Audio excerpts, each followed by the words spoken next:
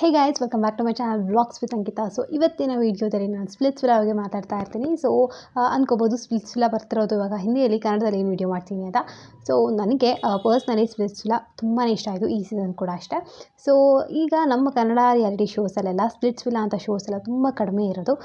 ನನಗೆ ಪರ್ಸ್ನಲಿ ತುಂಬ ಆ ಥರ ಶೋಸ್ ಬರಬೇಕು ಅಂತ ಇದೆ, ಬಟ್ ಗೊತ್ತಿಲ್ಲ ಕನ್ನಡದಲ್ಲಿನೂ ಅಥವಾ ಯಾವಾಗ ಆ ಥರ ಬರುತ್ತೆ ಅಂತ.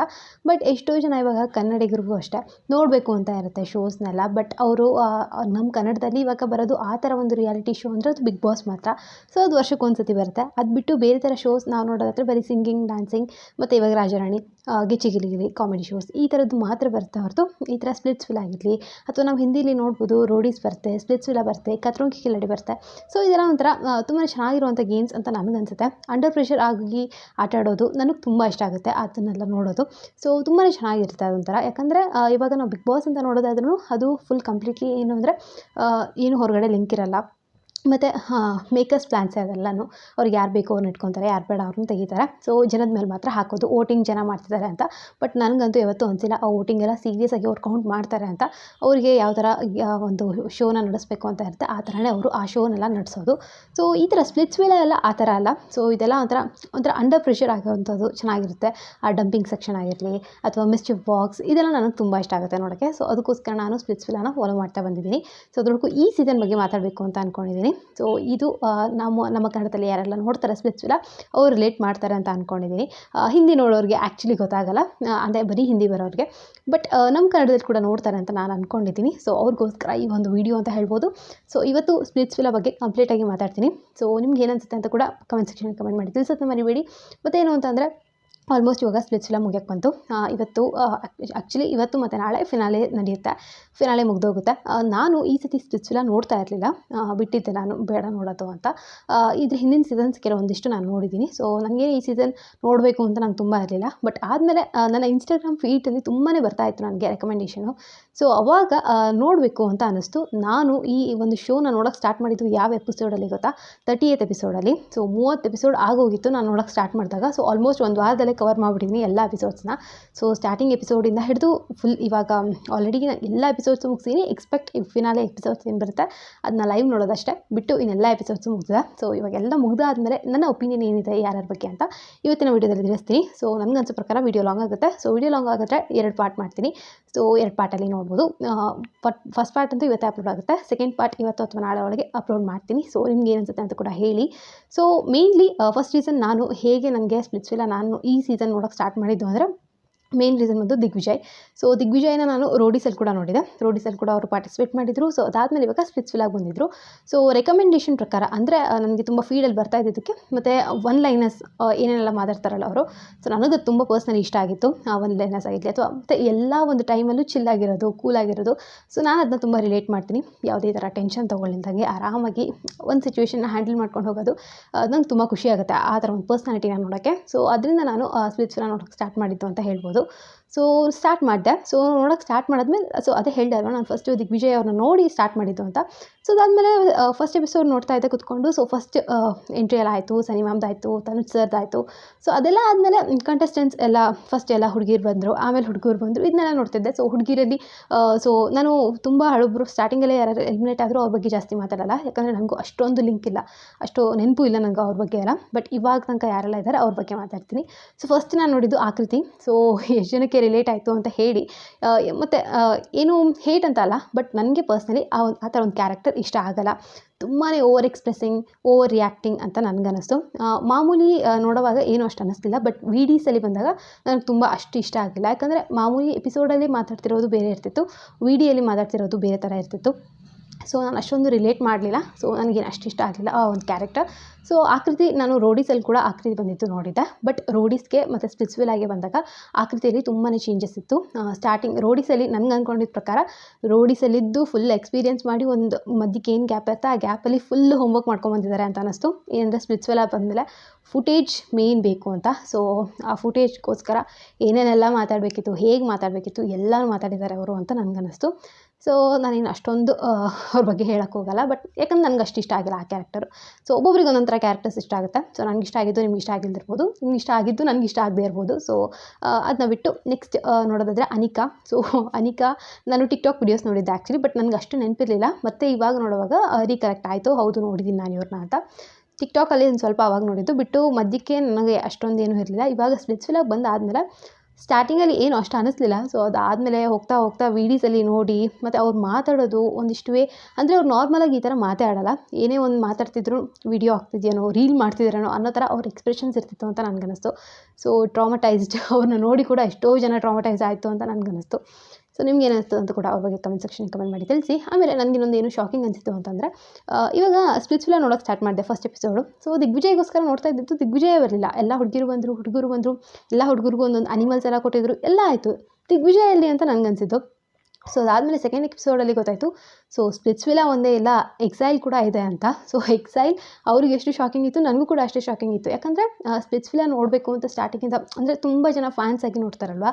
ಸೊ ಅವ್ರಿಗೆ ಪ್ರತಿಯೊಂದು ಇನ್ಫಾರ್ಮೇಷನ್ ಅವರು ತಿಳ್ಕೊತಾ ಇರ್ತಾರೆ. ಇವಾಗ ನಾನು ಕನ್ನಡ ಬಿಗ್ ಬಾಸ್ ವೀಡಿಯೋಸ್ ಮಾಡೋದ್ರಿಂದ ಸೊ ಅದು ಯಾವುದೇ ಒಂದು ಅಪ್ಡೇಟ್ ಬಂದ್ರೂ ನಾನು ಅದನ್ನ ನೋಡ್ತಾ ಇರ್ತೀನಿ, ಏನು ಬಂತು ಅಪ್ಡೇಟು ಅಂತ. ಸೊ ನನಗೆ ಇದು ಆ ಥರ ಇರಲಿಲ್ಲ. ಎಲ್ಲ ಆಲ್ಮೋಸ್ಟ್ ಆಗ ಹೋದ್ಮೇಲೆ ನಾನು ನೋಡೋಕ್ಕೆ ಸ್ಟಾರ್ಟ್ ಮಾಡಿದ್ದು. ಸೊ ನನಗೆ ಎಕ್ಸೈಲ್ ಬಗ್ಗೆ ಏನು ಅಪ್ಡೇಟ್ ಇರಲಿಲ್ಲ. ಸೊ ಎಕ್ಸೈಲ್ ಅಂತ ಒಂದಿದ್ಮೇಲೆ ಓಕೆ, ಈ ಥರನೂ ಒಂದು ಕಾನ್ಸೆಪ್ಟ್ ತೊಗೊಂಬಂದಿದ್ದಾರೆ ಈ ಸತಿ ಅಂತ ಅನ್ನಿಸ್ತು. ಸ್ಟಾರ್ಟಿಂಗಲ್ಲಿ ನಾನು ಸ್ಪ್ಲಿಟ್ಸ್ವಿಲಾ ಒಂದು ಕಡೆ, ಎಕ್ಸೈಲ್ ಒಂದು ಕಡೆ, ಮತ್ತು ಉರ್ಫಿ. ಸೊ ಆ್ಯಕ್ಚುಲಿ ಈ ಒಂದು ಸೀಸನ್ ಇಷ್ಟು ಹಿಟ್ ಆಗೋದಕ್ಕೆ ಉರ್ಫಿ ಕಾರಣ ಅಂತಂದರೆ ತಪ್ಪೇ ಆಗೋದಿಲ್ಲ. ಆ ಮಿಸ್ಚಿಫ್ಸ್ ಎಲ್ಲ ತುಂಬಾ ಚೆನ್ನಾಗಿತ್ತು. ಸೊ ಸ್ಟಾರ್ಟಿಂಗ್ ನನಗೆ ತುಂಬ ಮೆಸಪ್ ಮಾಡಿದ್ದಾರೆ ಅಂತ ಅನ್ನಿಸ್ತು. ಯಾಕಂದರೆ ಸ್ಪ್ಲಿಟ್ಸ್ವಿಲಾಗೆ ಹೋಗೋದೇ ಒಂದು ಡೇಟಿಂಗ್ ಶೋ ಅದು. ಹೊಸ ಒಂದು ಕನೆಕ್ಷನ್, ಲವ್ನ ಹುಡ್ಕೊಂಡು ಹೋಗಿರ್ತಾರೆ. ಸೊ ಇವರು ಮತ್ತೆ ಅಲ್ಲಿ ಎಕ್ಸೈಲ್ ಅಂತ ಹಾಕಿ ಅವರ ಎಕ್ಸಸ್ನೆಲ್ಲ ತೊಗೊಂಬಂದರು. ಸೊ ಏನು ಮಾಡ್ತಿದ್ದಾರೆ ಇವರು ಅಂತ ನಂಗೆ ಫಸ್ಟ್ ಆ್ಯಕ್ಚುಲಿ 2 ಎಪಿಸೋಡ್ಸ್ ನೋಡೋಕ್ಕೆ ನನಗೆ ಇರಿಟೇಟ್ ಆಯಿತು. ಬಟ್ ಆದರೂ ಕೂಡ ನೋಡೋಣ ಅಂತ ನೋಡೋಕ್ಕೆ ಸ್ಟಾರ್ಟ್ ಮಾಡಿದೆ. ಸೊ ಫಸ್ಟಿಗೆ ಅನಿಸಿದ್ದು ಎಕ್ಸಸ್ನ ತರಬಾರ್ದಿತ್ತು ಅಂತ ನನಗನ್ಸಿದ್ದು.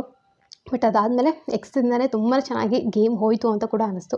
ಒಂದಿಷ್ಟು ಜನ ಎಕ್ಸಸ್ ಬಗ್ಗೆ ತಲೆನೇ ಕೆಡಿಸ್ಕೊಳ್ಳಿಲ್ಲ. ಇನ್ನೊಂದಿಷ್ಟು ಜನ ಎಷ್ಟು ಚೆನ್ನಾಗಿ ರೆಸ್ಪೆಕ್ಟ್ ಮಾಡಿದ್ರು ಅವ್ರನ್ನ. ನನಗೆ ಈ ಒಂದು ಫುಲ್ ಶೋ ಅಲ್ಲಿ ನನಗೆ ಅನ್ಸಿದ್ದು ಕೂಡ ಅದೇ. ತುಂಬಾ ಚೆನ್ನಾಗಿ ಮೇಂಟೈನ್ ಮಾಡಿದ್ದು ಒಂದಿಷ್ಟು ಜನ ಇದ್ದಾರೆ, ಒಂದಿಷ್ಟು ಜನ ಕೇರ್ ಮಾಡಿಲ್ಲ. ಇನ್ನೊಂದಿಷ್ಟು ಜನ ಥಿಂಗ್ಸ್ನ ಹೇಗೆ ಮೆಸಪ್ ಮಾಡಿದ್ರು ಅಂತ ಕೂಡ ಕಂಪ್ಲೀಟಾಗಿ ಈ ಒಂದು ಶೋ ಅಲ್ಲಿ ನಾವು ನೋಡ್ಬೋದು ಅಂತ ಅನ್ನಿಸ್ತು. ಸೊ ಎಲ್ಲ ಥರ ಕ್ಯಾರೆಕ್ಟರ್ಸು ಒಂದು ಈ ಶೋ ಅಲ್ಲಿ ಬರುತ್ತೆ ಅನ್ನೋದು ನನಗೆ ಗೊತ್ತಾಯಿತು.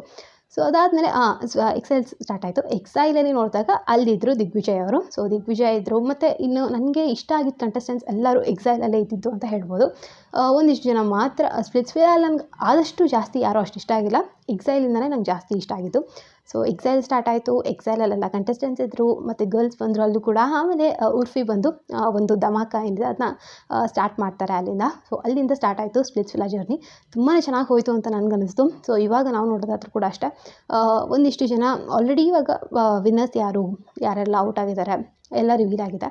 ಸೊ ಒಂದು ಕಡೆ ನನಗೂ ಬಯಾಸ್ಡ್ ಶೋ ಅಂತ ಅನ್ನಿಸ್ತು, ತಪ್ಪೇ ಇಲ್ಲ ಅನ್ಸೋದ್ರೊಳಗೆ. ಯಾಕಂದರೆ ಶೋ ಮೇಕರ್ಸ್ ಅವರಿಗೆ ಯಾರು ಬೇಕು, ಯಾರಿಂದ ಶೋ ಜಾಸ್ತಿ TRP ಸಿಗುತ್ತೆ, ಮತ್ತು ಅವ್ರಿಗೊಂದಿಷ್ಟು ಪ್ಲ್ಯಾನ್ಸ್ ಇರುತ್ತೆ. ಸೊ ಅದ್ರ ಪ್ರಕಾರನೇ ಶೋ ನಡ್ಸೋದು. ಇದು ಸ್ಪ್ಲಿಟ್ಸ್ವಿಲಾ ಒಂದೇ ಅಂತಲ್ಲ, ಎಲ್ಲ ರಿಯಾಲಿಟಿ ಶೋಸು ಅಷ್ಟೇ. ನಮ್ಮ ಕನ್ನಡ ಬಿಗ್ ಬಾಸ್ ಆಗಿರ್ಬೋದು ಅಥವಾ ಯಾವುದೇ ಬಿಗ್ ಬಾಸ್ ಆಗಿರ್ಬೋದು, ಎಲ್ಲರೂ ಒಂದು ಮೇಕರ್ಸ್ ಒಂದು ಪ್ಲ್ಯಾನ್ ಇರುತ್ತೆ. ಇವ್ರನ್ನ ಗೆಲ್ಲಿಸ್ಬೇಕು, ಇವ್ರನ್ನ ಔಟ್ ಮಾಡಬೇಕು, ಇವರಿಂದ TRP ಬರುತ್ತೆ, ಇವ್ರದ್ದೇ ಜಾಸ್ತಿ ಪ್ರೋಮೋ ತೋರಿಸ್ಬೇಕು. ಸೊ ಇದೆಲ್ಲ ಪ್ರೀ ಪ್ಲ್ಯಾನ್ಡ್ ಇರುತ್ತೆ. ಇದು ಮಾತ್ರ ಸ್ಕ್ರಿಪ್ಟ್ ಖಂಡಿತವಾಗ್ಲೂ ಇರುತ್ತೆ. ಅಲ್ಲಿ ಮಾತಾಡೋದು ಸ್ಕ್ರಿಪ್ಟೆಡ್ ಆಗಿರಲಿರ್ಬೋದು, ಬಟ್ ಹಿಂದ್ಗಡೆ ಅವರು ಪ್ಲ್ಯಾನ್ ಮಾಡಿರ್ತಾರೆ, ಯಾರ ಕೈಯಲ್ಲಿ ಏನು ಮಾಡಿಸ್ಬೇಕು, ಯಾರಿಂದ ಏನು ನಮಗೆ ಅಡ್ವಾಂಟೇಜ್ ಇದೆ. ಯಾಕಂದರೆ ಅವರ ಮೇನ್ ಇಂಟೆನ್ಷನ್ ಇರೋದು ಶೋನ ಮುಂದೆ ಎಬ್ಬಿಸ್ಬೇಕು, ಶೋ TRP ಹೆಚ್ಚಾಗಬೇಕು ಅಂತ ಅವ್ರಿಗೂ ಇರುತ್ತೆ. ಸೊ ಎಲ್ಲ ಒಬ್ಬರಿಂದ ಒಬ್ಬರಿಗೆ ಅದು ಅಡ್ವಾಂಟೇಜ್ ಆಗುತ್ತೆ, ಇನ್ನೊಬ್ಬರಿಗೆ ಅದು ಡಿಸ್ಅಡ್ವಾಂಟೇಜ್ ಆಗುತ್ತೆ ಅಂತ ಅನಿಸುತ್ತೆ. ಸೊ ಅದು ಬಿಟ್ಟು ನೆಕ್ಸ್ಟ್ ಬಯಾಸ್ಡ್ ಶೋ ಅಂತ ನನಗೂ ಕೂಡ ಅನ್ನಿಸ್ತು ಕೆಲವೊಂದು ಪಾಯಿಂಟಲ್ಲಿ. ಯಾಕಂದರೆ ರೀಸೆಂಟಾಗಿ ಇವಾಗೇನು ಡಂಪಿಂಗ್ ಸೆಕ್ಷನ್ ನಡೀತಾ ಇತ್ತು, ಸೊ ಆ ಡಂಪಿಂಗ್ ಸೆಕ್ಷನಲ್ಲೆಲ್ಲ ಮಿಸ್ಚಿಫ್ ಬಾಕ್ಸ್ ಇರಲೇ ಇಲ್ಲ. ಬಟ್ ಅದೇ ಒಂದಿಷ್ಟು ಹಿಂದಿನ ಟೈಮಲ್ಲಿ ಕ್ಲಿಯರಾಗಿ ಒಬ್ಬರು ಔಟ್ ಆಗಬೇಕು ಅಂತ ಇದ್ದಾಗ ಮಿಸ್ಚಿಫ್ ಬಾಕ್ಸ್ ಬರುತ್ತೆ, ಡಂಪ್ ಯಾರು ಆಗ್ತಾ ಇರ್ತಾರೆ ಅವ್ರ ಕೈಗೆ ಪವರ್ ಹೋಗುತ್ತೆ. ಸೊ ಈ ಥರ ಎಲ್ಲ ನಡೆದಿದೆ. ಬಟ್ ಇವಾಗ ಆ ಡಂಪಿಂಗ್ ಸೆಕ್ಷನ್ನೇ ತೆಗೆದುಬಿಟ್ರು. ಸೊ ನಿಮ್ಗೆ ಏನು ಅನಿಸ್ತು ಅದ್ರ ಬಗ್ಗೆ ಅಂತ ಕೂಡ ಹೇಳಿ. ಖಂಡಿತವಾಗ್ಲೂ ಬಯಾಸ್ಡ್ ಇರುತ್ತೆ. ಸೊ ನಾನು ಹೇಳ್ದಂಗೆ ಶೋ ಎತ್ತಬೇಕು ಅಂತ ಅವ್ರಿಗೂ ಕೂಡ ಇರುತ್ತೆ. ಸೊ ಇನ್ನೊಂದು, ನಿಮಗೆ ಯಾರ್ಯಾರೆಲ್ಲ ಯಾವ ಕಪಲ್ ಇಷ್ಟ ಆಯಿತು ಅಂತ ಕೂಡ ಹೇಳಿ. ನನಗೆ ಯಾವ್ದು ಇಷ್ಟ ಆಯಿತು ಅಂತ ಕೂಡ ನಾನು ಹೇಳ್ಬಿಡ್ತೀನಿ. ಸೊ ಈಗ ನಾನು ಒಂದು ಶೋನ ನೋಡ್ತಾ ಇದ್ದೀನಿ ಅಂದಮೇಲೆ ನಾನು ಆಡಿಯನ್ಸ್ ಆಗಿ ಕುತ್ಕೊಂಡು ನೋಡೋಕ್ಕಾಗೋದು. ನಾನೇನು ಅದನ್ನ ಜಡ್ಜ್ ಮಾಡ್ತಿರಲ್ಲ ಕುತ್ಕೊಂಡು. ಬಟ್ ನನಗೆ ಈಗ ನೋಡುವಾಗ ಒಬ್ರು ಇಷ್ಟ ಆಗ್ತಾರೆ, ಒಬ್ರು ಇಷ್ಟ ಆಗಲ್ಲ. ಸೊ ಅದೇ ಥರ ನಾನು ಫಸ್ಟ್ ಹೇಳಿದಾಗೆ ನಾನು ಆ ಶೋ ನೋಡೋ ಇಂಟೆನ್ಷನ್ನೇ ದಿಗ್ವಿಜಯ್ ಆಗಿರೋದ್ರಿಂದ ನನಗೆ ಖಂಡಿತವಾಗ್ಲೂ ಅವರ ಒಂದು ಪರ್ಸ್ನಾಲಿಟಿ ಇಷ್ಟ ಆಯಿತು. ಸೊ ನನಗೆ ಆವಾಗ ದಿಗ್ವಿಜಯ್ ಮಾತ್ರ ಸ್ವಲ್ಪ ಗೊತ್ತಿದ್ದಿತ್ತು, ರೋಡೀಸಿಂದ ನೋಡಿದ್ದೆ. ಸೊ ಅದಕ್ಕೋಸ್ಕರ ಸ್ವಲ್ಪ ಗೊತ್ತಿದ್ರು ಬಿಟ್ಟರೆ ಬೇರೆ ಏನು ನನಗೂ ಅಷ್ಟು ಹಿಸ್ಟ್ರಿ ಗೊತ್ತಿರಲಿಲ್ಲ. ಸೊ ಆ ಒಂದು ವ್ಯಕ್ತಿ ನೋಡಾದ್ಮೇಲೆ ನನಗನ್ಸಿದ್ದು ಫಸ್ಟ್ ಆಫ್ ಆಲ್ ಚಿಲ್ಲಾಗಿರ್ತಾರೆ, ಯಾವಾಗಲೂ ಕೂಲಾಗಿರ್ತಾರೆ, ಜಾಸ್ತಿ ತಲೆಗೆ ತೊಗೊಳೋದಿಲ್ಲ. ಸೊ ಅದಾದಮೇಲೆ ಯಾವಾಗಲೂ ಸ್ಮೈಲಿಂಗ್.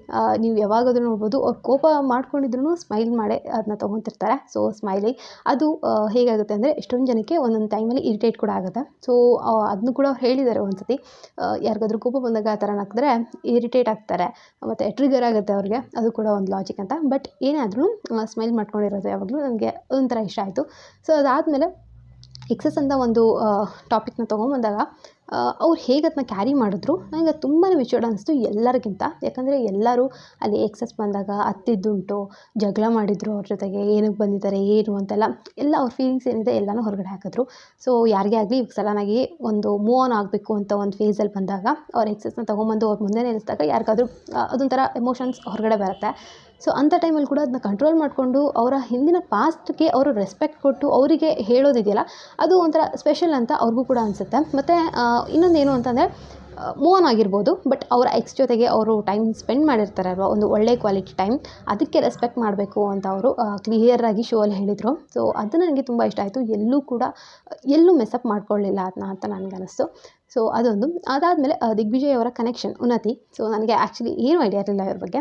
ಒಂದು ಶೋ ಮಾಡಿದ್ರು ಪ್ಲೇ ಗ್ರೌಂಡ್ ಅಂತ, ಅದು ನಾನು ಸ್ಪ್ಲಿಟ್ಸ್ವಿಲ್ಲಾ ನೋಡೋಕ್ಕೆ ಸ್ಟಾರ್ಟ್ ಆದಮೇಲೆ ನನಗೆ ಗೊತ್ತಾಗಿದ್ದು ಅಷ್ಟೇ. ಬಿಟ್ಟರೆ ನನಗೆ ಉನ್ನತಿ ಬಗ್ಗೆ ಏನೂ ಗೊತ್ತಿರಲಿಲ್ಲ. ನಂಗೆ ಆ್ಯಕ್ಚುಲಿ ಶೋ ಅಲ್ಲಿ ಅಷ್ಟು ಕನೆಕ್ಟ್ ಆಗಿರಲಿಲ್ಲ ಉನ್ನತಿ, ಯಾಕಂದರೆ ಶೋ ಸ್ಕ್ರೀನ್ ಟೈಮ್ ಕೊಟ್ಟೇ ಇರಲಿಲ್ಲ ಜಾಸ್ತಿ ಅವ್ರಿಗೆ ಅಂತ ಅನಿಸುತ್ತೆ.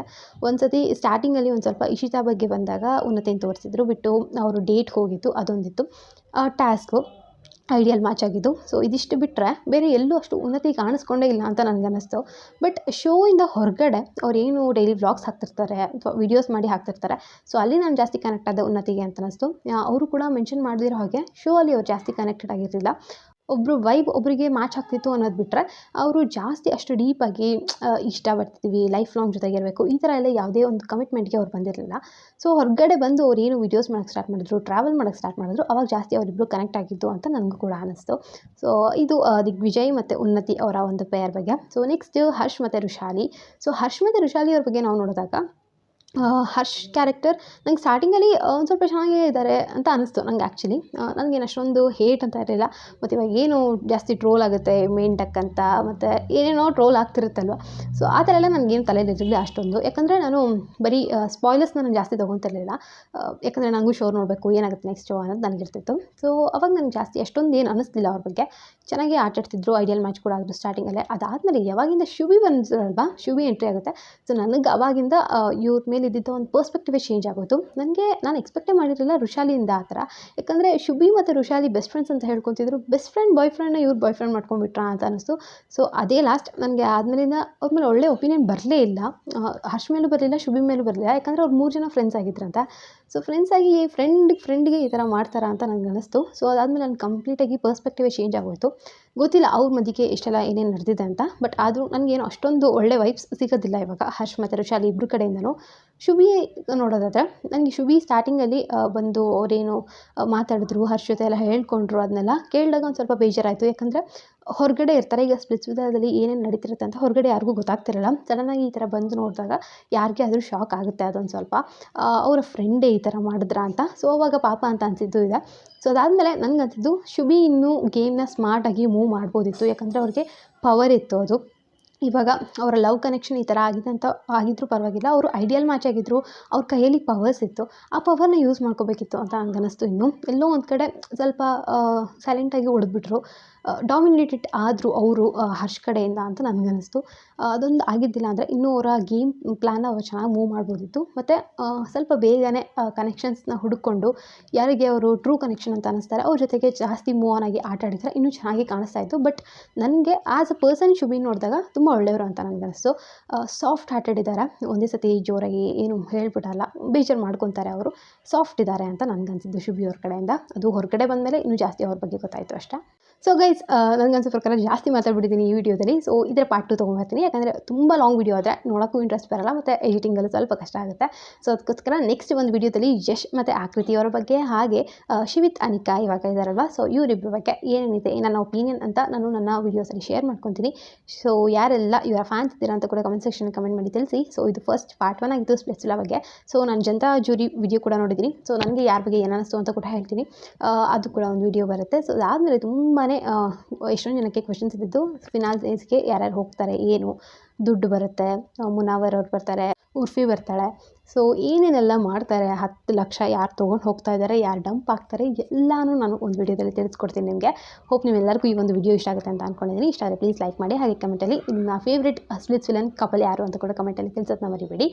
ಸೊ ಇದೇ ಥರದ ವೀಡಿಯೋಸ್ಗಾಗಿ ಪ್ಲೀಸ್ ನನ್ನ ಚಾನಲ್ಗೆ ಸಬ್ಸ್ಕ್ರೈಬ್ ಮಾಡ್ಕೊಳ್ಳಿ ಅಂತ ಹೇಳ್ತಾ, ರಕ್ಷಣಾ ಚಾನಲ್ ಕೂಡ ಹೋಗ್ಬಿಟ್ಟು ಸಬ್ಸ್ಕ್ರೈಬ್ ಮಾಡ್ಕೊಳ್ಳಿ. ಅವ್ರ ಹೆಸರು ರಕ್ಷಾ ರೆಡ್ಡಿ ಅಂತ. ಸೊ ಡೈಲಿ ವೀಡಿಯೋಸ್ ಆಗ್ತಿರ್ತಾಳೆ, ನಿಮ್ಮೆಲ್ಲರಿಗೂ ಇಷ್ಟ ಆಗ್ಬೋದು. ಸೊ ಮತ್ತೆ ಹೊಸ ವಿಡಿಯೋದಲ್ಲಿ ಸಿಗ್ತೀನಿ. ಟೇಕ್ ಕೇರ್, ಬಾಯ್.